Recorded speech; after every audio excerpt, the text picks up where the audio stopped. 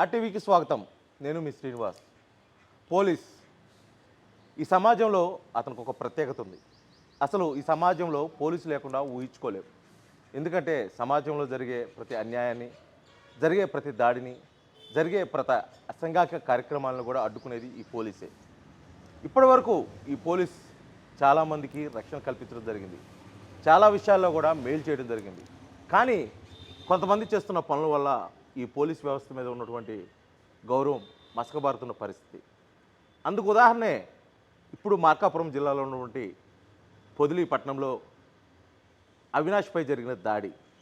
గత కొద్ది రోజుల క్రితం ఒక స్థానికంగా ఉన్నటువంటి ఒక ఎస్ఐ అతనిపై చిన్నపాటి విషయంలో దాడి చేసి వారి కుటుంబ సభ్యుల మొత్తం మీద కూడా భౌతిక దాడికి పాల్పడిన పరిస్థితి అయితే ఉంది. అసలు ఆ దాడి ఎందుకు జరిగింది, ఎలా జరిగింది, అసలు వారు ఏం కోరుకుంటున్నారు, ఎటువంటి న్యాయాన్ని వాళ్ళు ప్రభుత్వం నుంచి ఆశిస్తున్నారో వారి మాట్లాడి తెలుసుకునే ప్రయత్నం అయితే ఇప్పుడు మనం చేద్దాం. నమస్తే యాదాలక్ష్మి గారు. నమస్తే. ఒక పోలీస్ ఒక మనిషి మీద దాడి చేయడం అనేది ఎక్కడా లేదు. మామూలు దాడి చేయాలన్న రూల్ కూడా ఎక్కడా లేదు. కానీ ఆ రోజు మీ మీద దాడి చేసి మిమ్మల్ని కొట్టారని చెప్పేసింది. అసలు ఏం జరిగింది? అసలు ఆ రోజు మాకు 200 బస్తాల లారీ వచ్చింది. లారీ వస్తే 175 బస్తాలు నాన్నగారు కాంప్లెక్స్లో దింపారు. 25 బస్తాలు షాప్ కాడ దింపాలని నాన్న లారీ పంపించారు. ఆ లారీ పాయింట్లో పెట్టింది, దిగుమతి కూడా బిగిన్ కాలేదు. ఈలోపే ఎస్ఐ గారి వాహనము వెనకాల వచ్చింది. ఆయన లారీ డ్రైవర్ ట్రాఫిక్ని క్లియర్ చేయకుండా లారీ డ్రైవర్కి వచ్చి లారీ డ్రైవర్ని కొట్టారు. తర్వాత దిగి షాప్ కాడికి వచ్చి షాప్ ఎవరిదని అడిగారు. మాదే సార్ అని చెప్పంటే ఆయన బూతులు తిడుతూ నన్ను అడ్డొచ్చిన మా అమ్మని నెట్టేశారు. ఇష్టం వచ్చినట్టు బూతులు తిడుతూ ఆయన నన్ను కొట్టి షాప్ కాడ కొట్టి షర్ట్ తోటి బాగా బూతులు తిడుతూ కారులో పెట్టి ఈడ్చుకొని వెళ్ళారు. మొహం మీద గుద్దుతా స్టేషన్కే తీసుకుపోయారు. అక్కడ స్టేషన్లో కూడా నన్ను ఫైబర్ లాఠీతో ఎలా పడితే అలా కొట్టడము, బూతులు తిట్టడం అవన్నీ చేశారు. స్టేషన్లో సీసీటీవీ ఫుటేజ్లో కూడా క్లియర్గా రికార్డ్ అయి ఉంటుంది. అది స్టేషన్లో సీసీటీవీ ఫుటేజ్లో కూడా క్లియర్గా ఉంటుంది సార్, అది ఎవిడెన్స్ అనేది. ఇప్పుడు వాళ్ళు వచ్చేసి మా నాన్న తర్వాత నా కోసం వచ్చారు. మా అబ్బాయిని తీసుకొచ్చారు సార్ అని చెప్తే నువ్వే నా షాప్ ఓనర్ అని చెప్పి ఆయన్ని బూతులు తిడుతూ ఎట్లా పడితే అట్లా కొట్టేశారు ఆయన్ని. తర్వాత లోకల్గా వేరే వాళ్ళు చెప్తే మమ్మల్ని 8ంటికి వదిలేశారు. తర్వాత 8:30కి నేను హాస్పిటల్కి వెళ్ళాను. హాస్పిటల్కి వెళ్తే అక్కడ ట్రీట్మెంట్ చేశారు. ట్రీట్మెంట్ చేసిన తర్వాత మళ్ళీ ట్రీట్మెంట్ మధ్యలోనే నాకు ఇంజెక్షన్ చేసిన వెంటనే కానిస్టేబుల్స్ వచ్చి నీ మీద ఎఫ్ఐఆర్ ఫైల్ అయింది అది ఇదని చెప్పి తీసుకెళ్ళారు నన్ను స్టేషన్కి. తీసుకుపోతుంటే నేను మళ్ళీ మా అమ్మగారికి ఫోన్ చేశాను. మళ్ళీ నన్ను ఎక్కడ కొడతారని భయం వేసి స్టేషన్కి తీసుకెళ్లారు. తర్వాత మళ్ళీ నన్ను స్టేషన్లో 9 నుంచి 12:30 వరకు అంతే ఉంచేశారు ఆయన. కాదండి, ఒక సాధారణంగా ఒక పోలీస్ ఆఫీసరు ఒక మనిషి మీద దాడి చేయడం అంటే అతను బాగా తీవ్రమైన నేరస్తుడని అయి ఉండాలి, లేకపోతే పాత నేరాలు అతని మీద ఉండాలి, వేరే విధంగా ఉండాలి. కానీ ఒక్కసారిగా మీ మీద దాడి జరగడం అంతకుముందు ఏమన్నా మీ మధ్య ఏదైనా గొడవలు ఉండటం కానీ, లేకపోతే మిమ్మల్ని అంతకుముందు హెచ్చరించిన నేపథ్యంలో, లేకపోతే మీరు ఏదైనా అతను చేస్తున్నది ఏదైనా ప్రతిఘటించిన నేపథ్యం ఏమైనా జరిగిందట? మాకు అసలు ఎటువంటి పాత గొడవలు లేవు, కక్షలు లేవు. ఆయన ఏది దేనికి కొట్టారో మాకు ఇప్పటికీ తెలియట్లేదు. ఆ సమాధానం తెలుసుకుందామనే మా బాధ. ఇప్పుడు ఎందుకు కొట్టారు, కారణం లేకుండా ఎందుకు కొట్టారు, కొట్టే రైట్స్ ఎవరిచ్చారు? ఇప్పుడు పోలీస్ అంటే కారణం లేకపోయినా కొట్టచ్చా? అసలు అది సరే కొట్టారు, నన్నంటే కొట్టారు. మా అబ్బాయిని ఎందుకు స్టేషన్కి తీసుకొచ్చారు సార్, నమస్తే సార్ మా అబ్బాయిని స్టేషన్కి తీసుకొచ్చారు సార్ అని మా నాన్న అడిగితే మా నాన్నని కొట్టాల్సిన అవసరం ఏంది? ఇప్పుడు ఆయన అక్కడ ట్రాఫిక్లో నాన్న లేడు, నేను మా అమ్మగారే ఉన్నాము, నన్ను కొట్టేశారు, అయిపోయింది. స్టేషన్కి వస్తే పెద్దరికంగా వయసుకు కూడా మర్యాదకి ఇవ్వకుండా ఆయన మీద చేసుకున్నారే. ఆయన తండ్రి అంత వయసు అయ్యాయి కదా ఆయనకి, ఆయన మీద గౌరవం కూడా లేకుండా ఎలా కొట్టారు అసలు? అసలు మా మధ్య పాత కక్షలు అనేవి లేవు. అసలు ఆయన ఎవరో నేనెవరో మాకు సంబంధమే లేదు. ఆయనకి మాకు సంబంధమే లేదు. అసలు ఆయన ఎవరు మేమెవరు, ఆయన ఎందుకు కొట్టారో మాకు ఇప్పటికీ తెలియట్లేదు. పోలీసులు అంటారు ఏదో ఫ్రస్ట్రేషన్లో కొట్టుంటారులే అని చెప్పి అంటారు. ఫ్రస్ట్రేషన్లో కొడితే ఒక్కళ్ళన లారీ డ్రైవర్ని కొట్టారు, రోడ్డు మీద నన్ను కొట్టారు, గౌరవం పోయింది, మర్యాద పోయింది, అన్నీ పోయినాయి. ఇప్పుడు తర్వాత మళ్ళీ స్టేషన్ కాడికి వచ్చినందుకు నాన్నే కొట్టారు. అంతా ఎంతమందిని కొడితే అది అసలు ఏ రకంగా కొట్టారు, ఎందుకు కొట్టారు, పలానా కారణం ఏంటి, కారణం చెప్పి అసలు మాట్లాడనీయకుండా కొట్టారు మమ్మల్ని. అంటే కొట్టిన టైంలో మీరు ఏమైనా ప్రతిఘటించడం కానీ అతన్ని అడ్డుకోవడం కానీ సార్ కొట్టొద్దని అసలు ఏం మాట్లాడలేదు. నేను మాట్లాడిందంతా ఒక్కటే, సార్ ఇది మాట్లాడియండి సార్, మాట్లాడియండి సార్, ఇంతే నేను చెప్పింది. మాట్లాడియండి సార్, కొట్టకండి సార్, మాట్లాడియండి సార్, మాట్లాడియండి సార్, ఇంతే. నేను ఇంక వేరే నోరు తెచ్చి ఏం మాట్లాడిన కూడా మాట్లాడలేదు. ఇప్పుడు రోజు పొద్దున్న లేచిన దగ్గర నుంచి నాకు భయం వేస్తూనే ఉంది. ఏ రోజు ఏం జరుగుద్దా, అసలే అనవసరంగా ఈ పోలీసు వాళ్ళతోటి పెట్టుకున్నాము, ఈ గవర్నమెంట్ తోటి పెట్టుకున్నాము అనే భయం అయితే అది ఉంది. పొద్దున్న లేచిన దగ్గర నుంచి కుటుంబం ఏదో ఉన్నాము అంతే. మాకు ఇప్పుడు ఎట్లా అంటే తప్పు చేయకుండా శిక్ష అనుభవిస్తున్నట్టుంది. మేము ఏ తప్పు చేయకుండా శిక్ష అనుభవిస్తున్నట్టుంది ఇప్పుడు మాకు. రోజు పొద్దున్న అసలు నిద్రపోయి పడుకున్నా లేచినా మా నాన్న కొట్టిన నేను ఆలోచన నాకు, వేరేది ఏం లేదు. నన్ను కొట్టినప్పుడు కూడా నేనేం బాధపడలేదు, ఆయన కొట్టిన తర్వాత నేను ఏడ్చింది. నిద్ర లేస్తే చాలు, పొద్దున్న లేచి లెగడం మనసు నాకు ఆయన కొట్టిందే నాకు గుర్తొస్తుంది. 48 ఏళ్ళు, దాదాపు 48 ఏళ్ళు ఈ పొద్దుల్లో బిజినెస్ చేయడం ఆయన. 48 ఏళ్ళ నుంచి ఒక మాట కూడా పడడు ఆయన ఒంటి మీద చేస్తే మరి అట్లా రియాక్ట్ కాకపోతే ఎట్లా సార్? ఇప్పుడు కన్న తల్లి ముందు కన్న కొడుకుని కొట్టారు ఎస్ఐ గారు, అలాగే కన్న కొడుకు ముందు కన్న తండ్రిని కొట్టారు. ఇక న్యాయం ఏం చేస్తారో మీ ప్రభుత్వమే చేయాలి. విఆర్ చేశామన్నారు. విఆర్ అంటే ఎన్ని రోజులు చేస్తారు, ఏం చేస్తారు చెప్పండి సార్? విఆర్ అంటే ఏం చేస్తారు? విఆర్ అంటే మీరు పేపర్లో విఆర్ అని స్టేట్మెంట్ ఇచ్చారు. విఆర్ అంటే ఏంటి, దానికి కారణం అసలు విఆర్ అంటే ఏంటి ఎవరికన్నా తెలుసా? విఆర్ అంటే ఏంటి ఎవరికన్నా తెలుసా? అంటే జరిగిన సంఘటన మీద పై ఉన్నతాధికారి ఉంటాడు, సిఐ ఉంటాడు, డిఎస్పీ ఉంటారు, వాళ్ళ దృష్టికి తీసుకెళ్ళడం జరిగింది. ఇలా దాడి చేశాడండి మా మీద అని. అంటే మేము వెంటనే చేయలేదు. మరుసటి రోజు సిఐ గారికి చెప్పాము. సిఐ గారు ఉండి మేము క్షమాపణ చెప్పిస్తాము, అది అయిపోయింది అని చెప్పి అన్నారు. ఆ తర్వాత ఏం జరిగిందో ఏమో, వాళ్ళు ఎవ్వరూ రెస్పాన్స్ లేదు అక్కడి నుంచి. ఇంకా మేము ఎస్పీ గారిని, ఎస్పీ గారికి, ఎంఆర్ఓ గారికి ర్యాలీ చేసి మెమరాండాలు ఇవన్నీ జరిగినాయి.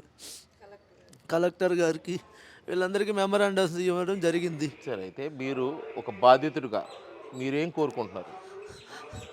ఇటువంటి తప్పు ఎవరికీ జరగకూడదు. తప్పు చేయకుండా శిక్ష అనుభవించే బాధ ఎవరికి రాకూడదు. ఆయన సస్పెండ్ చేయడమే మా ఉద్దేశం. అది మీ నాన్నగారు సార్ మీరు చెప్పండి. అమ్మా మీరు చెప్పండి. ఆ రోజు సంఘటన జరిగినప్పుడు మీరు ప్రత్యక్షంగా ఉన్నారు కదా, అసలు మీరు అసలు అక్కడ ఏం చూశారు, ఏం జరిగింది? సార్ నేను మా అబ్బాయే ఉన్నాం సార్, షాపులో నేను మా అబ్బాయే ఉన్నాము. లారీ వచ్చింది, అది ఆగను కూడా ఆగల, ముందుకు పోయి రివర్స్ చేసుకుంటుంది అంతే. ఎక్కువ అసలు స్టడీలో ఆగను కూడా ఆగలేదు. ఆగకుండానే ఈ లోపు వెనకాల నుంచి ఎస్ఐ గారు ఆర్ను కొట్టుకుంటూ వచ్చాడు. ఆర్ను కొట్టాడు. మేము మా అబ్బాయి ఏమో ముందు పక్కుండి మా లారీ అతన్ని పో అని పంపిస్తూనే ఇట్లా సైగ చేస్తున్నాడు. సైగ చేస్తుంటే ఈలోపు ఎస్ఐ గారు వచ్చి లారీ డ్రైవర్ని టపా కొట్టాడు సార్. టపా కొట్టి మళ్ళీ ఎమ్మటే మా అబ్బాయి కాడికి వచ్చాడు. ఏం చెప్పాడో లారీ అబ్బాయి నాకైతే నేనైతే వినలేదు. ఎమ్మటే మా అబ్బాయి కాడికి వచ్చి గట్టిగా చొక్కా పట్టుకొని బూతులు తిడతా ఎక్కువ అని అంటున్నాడు. నేనైతే ఎందుకు కొడుతున్నారు సార్ మా అబ్బాయిని, ఏం తప్పు చేశాడు సార్ అని అడుగుతూనే ఉన్నా. అస్సలు సమాధానం చెప్పకుండా మా అబ్బాయి ఎందుకు సార్ ఏం సార్ అని మా అబ్బాయి అంటున్నాడు. నేనేమో ఎందుకు సార్ మా అబ్బాయిని కొడుతున్నారు, ఏం తప్పు చేశాడు సార్ అని నేను ఏడుస్తూ అడుగుతూనే ఉన్నా. అస్సలు సమాధానం చెప్పకుండా చొక్కా పట్టుకొని బూతులు తిడతా ఏమి కొట్టాడు సార్. అసలు ఇప్పటికి ఎన్ని రోజులైంది, ఇప్పుడు కూడా ఏడుస్తున్నాడు రోజు. అమ్మా నొప్పిగా ఉందమ్మా, రోజు ఇంకా నేను నిద్ర పట్టట్లేదమ్మా, నొప్పిగా ఉందమ్మా నేను ఏడుస్తూనే ఉన్నాడు. అంత లావుని ఎందుకు కొట్టాడో అర్థం కాల. తీసుకుపోయి అక్కడ సావు బాధాడంటే నేనైతే అక్కడ స్టేషన్లో నేను పోలేదు కదా, నేనున్న కొట్టాను. మళ్ళీ మా ఊర్లో నాయకులు వచ్చి వాళ్ళు చెప్తే ఇంటికి 8ంటికి పంపించి మళ్ళీ మా అబ్బాయి ఉండి గవర్నమెంట్ అంటే మా వాడి ఫ్రెండ్స్ కొంతమంది ఉండి గవర్నమెంట్ హాస్పిటల్లో ట్రీట్మెంట్ తీసుకుంటే కొట్టినందుకు ఏదన్నా సర్టిఫికేట్ రిపోర్ట్ ఏదైనా వస్తుంది, మనం రేపు కొట్టి కూడా ఎందుకు కొట్టలేదని అంటారని చెప్పని దానికోసం పోయాం మేము గవర్నమెంట్ హాస్పిటల్కి. పోతే మళ్ళీ అక్కడి నుంచి ఎస్ఐ గారు ఎవరో వచ్చారంట, 2 కానిస్టేబుల్ వచ్చి తీసుకెళ్లారంట. తీసుకెళ్తుంటే అమ్మ మళ్ళీ తీసుకెళ్తున్నారమ్మంటే నేనులా మళ్ళీ కొడతారేమని ఆ దెబ్బలు ఇంటికి వచ్చినాక 8ంటికి ఇంటికి వచ్చినాక చూసే కదా ఆ దెబ్బలు చూసి మళ్ళీ తీసుకుపోతున్నారంటే ఎంత భయపడి చచ్చానో నాకు తెలుసండి. ఆ రోజు నరకవనం ఇచ్చాం మేమైతే.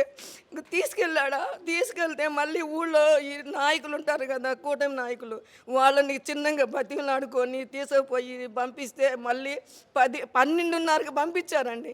నేనైతే ఆయన ఏఎస్ఐ గారంట, ఆయన నెంబర్ ఇచ్చాడు. ఆయన నెంబర్ ఇస్తే, సార్ మా అబ్బాయిని అంతలా కొట్టారు సార్, కారణం లేకుండా కొట్టారు, నొప్పులు పుట్టి అల్లాడుతున్నాడు సార్, తిని మాత్రం వేసుకుంటాడు సార్. బతిమలాడుకొని ఎన్నిసార్లు బతిమలాడుకున్నా కానీ ఎందుకనో ఏమో నేనైతే స్టేషన్ కాడికి పోవాలా, ఎందుకని 12:30 వరకు ఉంచారు సార్. 12:30కి పంపించారు. 12:30 దానికి ఆంతనే ఉంచుకున్నారు సార్. ఏం తప్పు చేశాడని మాకేం అర్థం కావట్లేదు. ఆ మనోవేదనతో అల్లాడి సస్తున్నాం సార్. ఇన్ని రోజులైనా సరే మేము ఎందుకు కొట్టాడో అర్థం కాక మేము మా వ్యాపారం తప్పితే మేమేమి చేసుకోము సార్. మాకేమి వేరే ఆలోచనే ఉండదు. మా వ్యాపారం ఏందో, ఇల్లు ఏందో, ఏదన్నా గుడి అట్లాంటి తప్పితే మేమేమి ఎక్కడికి ఏ తప్పు చేసేవాళ్ళం కాదు సార్. ఏ కారణం లేకుండా ఎందుకు కొట్టాడో అర్థం కాక మదన పడి బల్లాడుతున్నాం సార్ మేము. మీరు మీ అబ్బాయి మీద దాడి చేస్తున్నప్పుడు అక్కడక్కడ మీరే ఉన్నారు కదా, నేనే ఉన్నా సార్. మీకు తల్లిగా మీకు ఏమనిపించింది ఆ సందర్భంలో? అసలు అదే కదా సార్, ఎందుకు కొడుతున్నాడో అర్థం కాక అసలు ఏం తప్పు చేశాడు సార్ అని అడుగుతానే ఉన్నాను ఎస్ఐ గారిని. ఏం తప్పు చేశాడు సార్, ఎందుకు కొడుతున్నారని ఇట్టని ఏడుస్తూ బతిమని ఆడుకుంటున్నా. కనీసం సమాధానం కోడకుండా నెట్టేసి ఆదన వాడిని చొక్కా పట్టుకొని మా అబ్బాయిని కారు ఎక్కువని కొడతా ఉంటే ఇప్పటికి కూడా మా అమ్మాయి డాక్టర్ సార్ ఎంఆర్ఐ స్కాన్ తీపించాడు. నిన్న కూడా ఫోన్ చేస్తే ఎంఆర్ఐ స్కాన్ తీపించు, ఏదన్నా లోపల ఏమన్నా ఇబ్బంది అయిందేమో అని చెప్పని అంటుంది. 2 రోజులు చూసి మళ్ళీ పోదాము. అంత లావన గడ్డలుగా ఒళ్ళంతా అంత లావన కొట్టాల్సిన కారణం ఏమొచ్చింది, అసలు ఎందుకు కొట్టాడో కనీసం ఆ వివరం అన్నా చెప్పండి. మాకు ఎందుకు కొట్టాడో కూడా అర్థం కాక మదన పడుతున్నాం సార్. మేమైతే తప్పు చేయకుండా ఎందుకు ఇట్లా కొడతారా సార్, మాకేం అర్థం కావట్లేదు. అసలు వ్యాపారం కూడా చేసుకోకూడదు. ఆ వ్యాపారం మేము 50 ఏళ్ళ నుంచి వ్యాపారం చేస్తున్నాడు మా వారు, అదే ప్లేస్లో వ్యాపారం చేస్తున్నారు. ఏదన్నా లారీ తప్పు ఒకవేళ ట్రాఫిక్ అయ్యి లారీ పెట్టారనుకో తీమని చెప్పని కూడా అసలు ఒక్క మాట కూడా మాట్లాడకుండా ఎమ్మటెమ్మటి రావడం చొక్కా పట్టుకొని కొట్టుకుంటూ తీసుకో, అది ఎందుకన్నా అర్థం కాలేదు సార్ మాకు. అసలు అంటే మీ మీద కూడా ఏమన్నా నన్ను ఏం కొట్టలేదు సార్, నన్ను పక్కకు పోమన్నాడు అంతే, నన్ను కొట్టలేదు. మా అబ్బాయిని మా వారిని కొట్టారంట. నేనైతే స్టేషన్లో చూడలేదు. ఇంటికి వచ్చి చూస్తే మా అబ్బాయి ఏమి వాతలు ఉన్నాయి సార్. అసలు అది చూసిన తల్లి ఎంత బాధపడింది సార్. అసలు చెప్పు, నరకం ఇప్పుడు కూడా తలుచుకొని ఆడుస్తాను, నిద్రపాటు పోవట్లేదు సార్. మేమైతే నాకైతే ఎంత బాధగా ఉంది.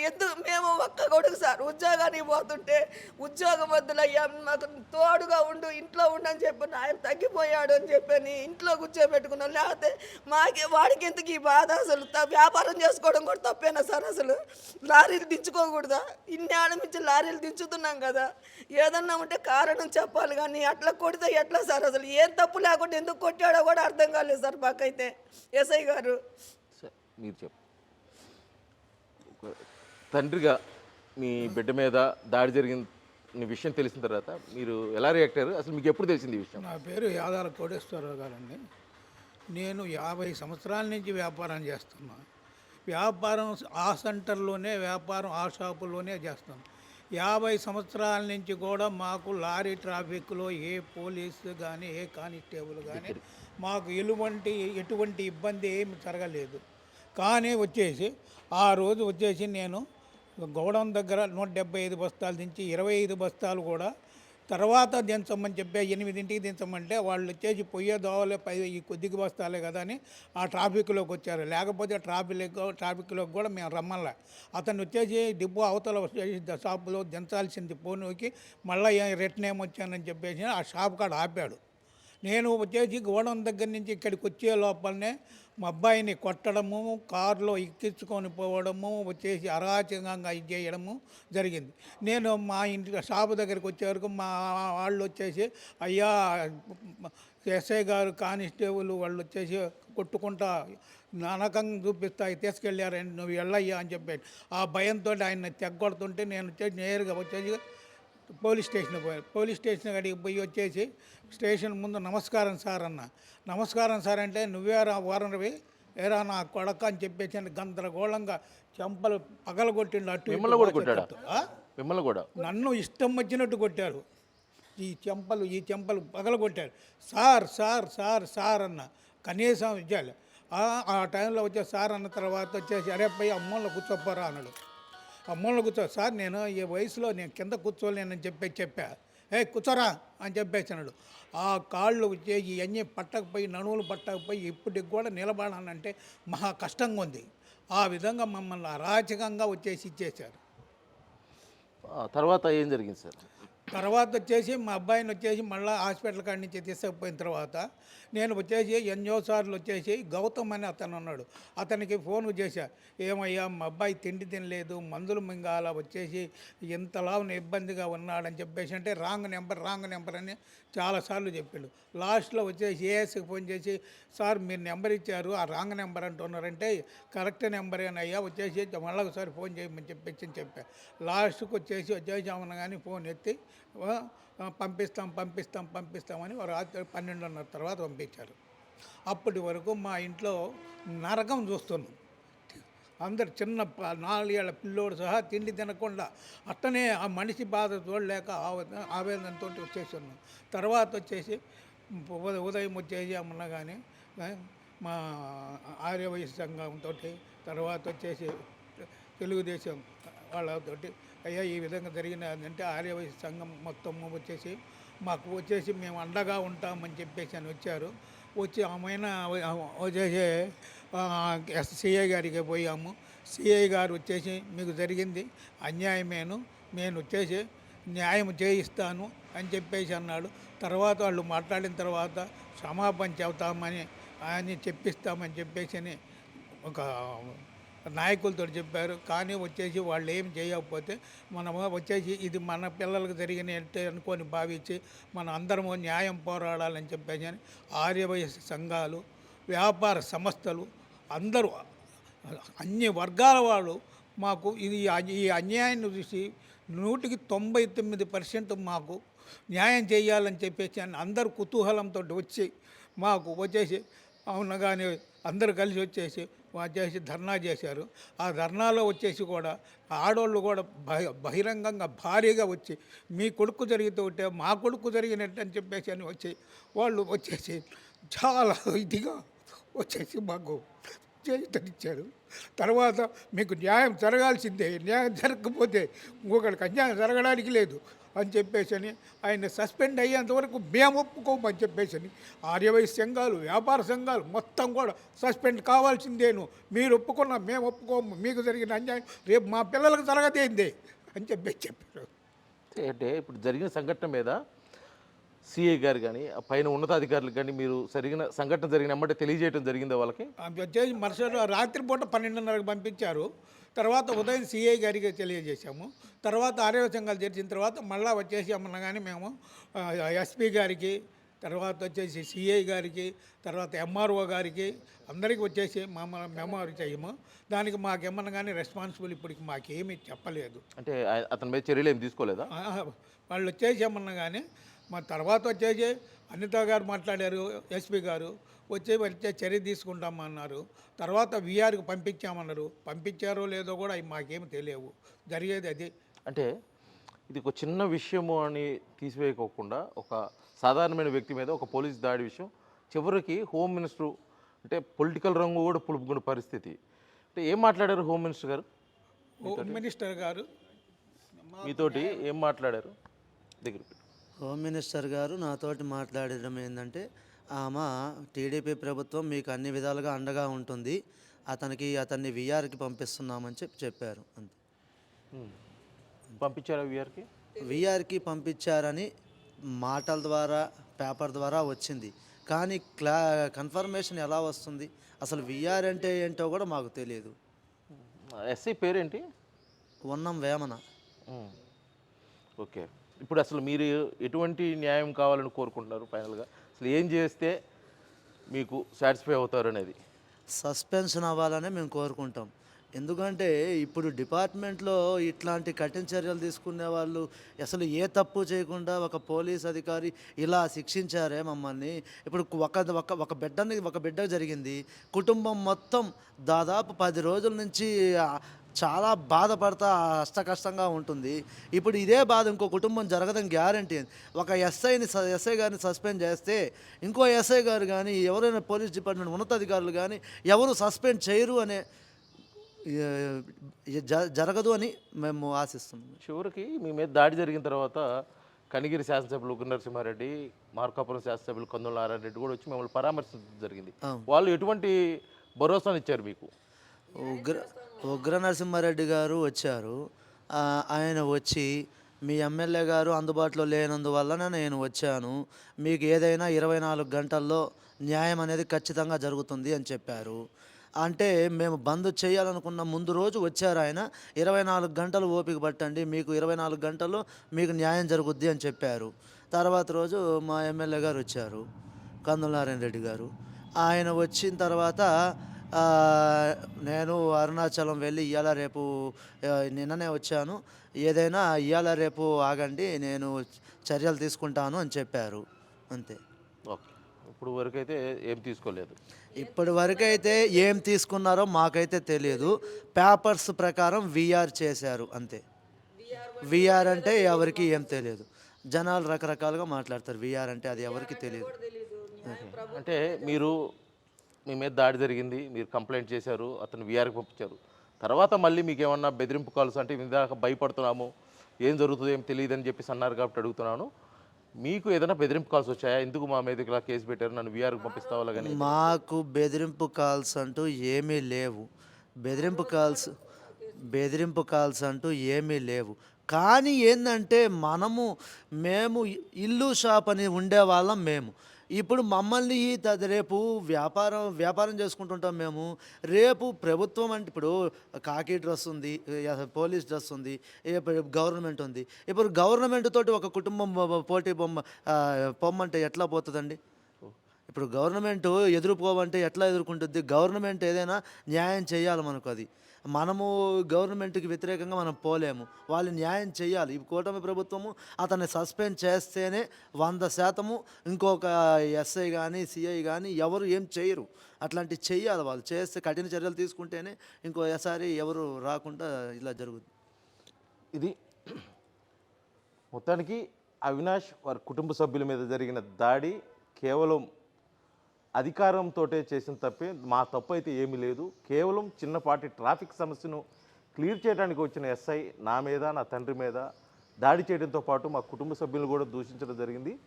అతనికి శిక్ష పడే విధంగా, అంటే అతనిపై చర్యలు తీసుకునే విధంగా చాలామంది హామీ ఇచ్చారు. ప్రస్తుతానికైతే అతను వీఆర్కి పంపించామన్నారు. కానీ మాకు పూర్తి స్థాయిలో న్యాయం జరిగి మరొకసారి మాకు కానీ మాలాంటి వారికి కానీ ఇటువంటి సంఘటనలు పునరావృతం కాకుండా ఉండేందుకోసం అతనిపై అయితే పోలీస్ శాఖ కఠిన చర్యలు తీసుకోవాలి. అతన్ని తక్షణమే సస్పెండ్ చేస్తే మాకు న్యాయం చేసినట్లు అని చెప్పేసి కూడా కుటుంబ సభ్యులు అయితే భావిస్తున్న పరిస్థితి ఇక్కడ కనిపిస్తుంది. వీడియో జర్నలిస్ట్ లక్ష్మణ్తో శ్రీనివాస్, RTV, పొదిలి, మార్కాపురం జిల్లా. తెలుగులో ఫాస్టెస్ట్ న్యూస్ యాప్ ఇప్పుడు కొత్త అవతారంలో 5 సెకండ్లోనే పూర్తి వార్తా సమాచారం మీ చేతిలో. సోషల్ మీడియా ట్రెండ్స్ మీ కళ్ళ ముందుకే live TV and voice search ఆప్షన్స్తో ఇప్పుడే డౌన్లోడ్ చేయండి. యాప్ లింక్ డిస్క్రిప్షన్లో ఉంది.